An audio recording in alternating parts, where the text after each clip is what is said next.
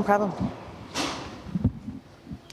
Martin settled in the middle innings, but what did you see from him in the first few, just trying to get himself into a rhythm? I think as the game started, Martin was throwing strikes, but probably missing, and there were probably some pitches in the middle of the zone to good hitters, and really I think that's what it came down to. Instead of getting ultra deep into what it was, I think that was basically the sum of it. And Atlanta swings early, and if you make those strikes and make those pitches early in the count, they just jumped on. Yeah, that's accurate. I mean, you look at the top of their lineup, and we're talking about well above average major league hitters that do a lot of damage throughout the year, and I think we just, like I said, left some pitches up and out over the plate, and they put good swings on them. I mean, there's not a lot of excuse making on that one. It's just kind of what it was. Looked pretty nasty, especially early too. Hitting the spots, mixing pretty good. Is that kind of what you guys saw too? Yeah, I think he's been a very solid starting pitcher this year, and obviously he can spin the ball. He's got he's got a good fastball. There's some velocity there that he can work with. The ball occasionally cuts, and you end up with a little bit of a different look, even on some of his fastballs. But I think he's done a nice job. He threw the ball well, and it was tough goings early for us because obviously they put some runs on the board, and their starting pitcher was as dialed in as he's probably been this year.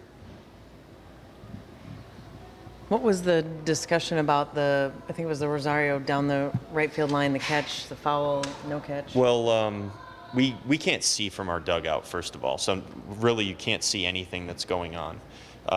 So the fly ball went up, and Hunter Wendelstedt at first base had his arm out signaling fair, which there are umpiring, rules or what they're supposed to be doing that I don't know everything that they do for their jobs, but he was signaling fair and then called the ball foul, and I couldn't tell anything that happened. We thought he might have caught it, but we can't see. Mm-hmm. So Rosie thought he caught the ball. Really, the point was nobody really knew what happened because we can't see the play.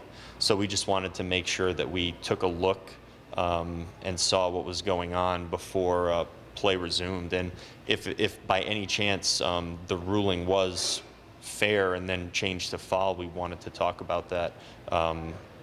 Ultimately, it played out the way it was, and it was fine. But when we can't see the play at all because of the wall and the angle that we're sitting at, sure. We just wanted to check. In a weird way, did it seem like the triple play bought you 3 more innings from Martin? Without that, do you maybe have to go to the pen a lot earlier? I mean, it might have. I think today was also a day where Martin or whoever was starting was probably going to have to get to a certain point in the game. Reasonably speaking, we were going to probably, have our guy out there and have him throw some pitches. And the triple plays do help.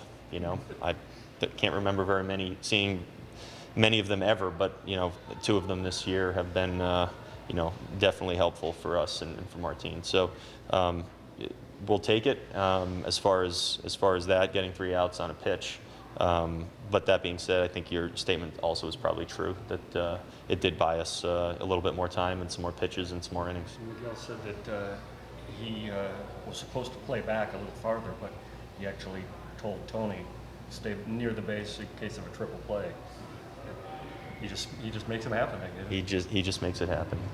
Our guys do make adjustments out on the field, and most of them are very minor, and we don't end up talking about them, and nobody ends up noticing most of them. But it was a very nice job by our infield on that play. In the first half, Martin gave up 7 homers total in 18 starts or 18 games.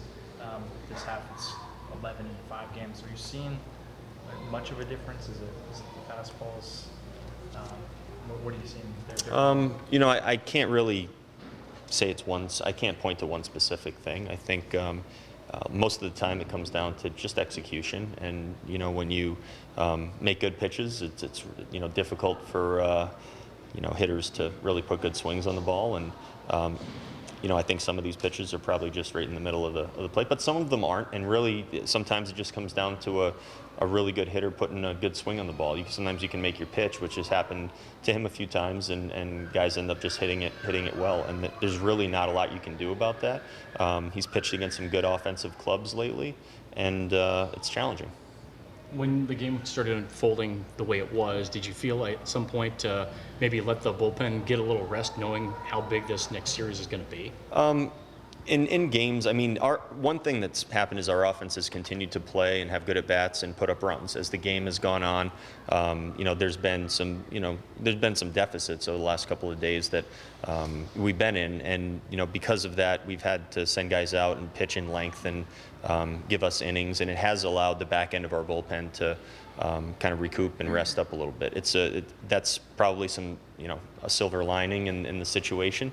We'll take it. We'll take a good rested bullpen ready to go for the next series. But I mean, yeah, I'll just agree with you on that. It's true. Yeah, we said before the game, we talked about guys that come up and kind of by themselves, having to go back down. Cole Stewart pitched 3 innings today. Yeah. Cole filled the zone up and got us through those innings, and it's not always the easiest thing to do. Those pitching in those scenarios. He gets the call. He throws a bullpen yesterday because he's getting ready for his upcoming start, and we call him. He flies early in the morning. It's not easy, and Cole never makes any excuses. But you do wish you didn't have to throw a guy out there immediately, first thing in the morning and get him out there and going. But he also understands and knows what his role would have been in this game, and I think he did a good job. I mean, that's really what you're looking for. Obviously, he's a competitive guy and wants better results, and I don't blame him. That's great. But he also did a good job and really helped our bullpen out too. Is he staying? No, Cole is going to be optioned to Rochester. Yep. Martin's been a confident guy all year. As he works through what he has with the execution and all that, has that stayed within him over the last month or so that you've seen? Yeah, he's been the same guy day in and day out. He's been a pretty consistent, person and player on this team in that clubhouse. No changes in him on a day-to-day level.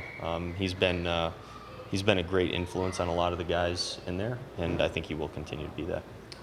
With Michael Pineda, he's had some soreness where you've given him a break and thought it would be worthwhile, given how things have gone for Martin. Is anything like that contemplated? Is he? Not right now. I think Martin is healthy and good to go. I have no reason to believe he's not.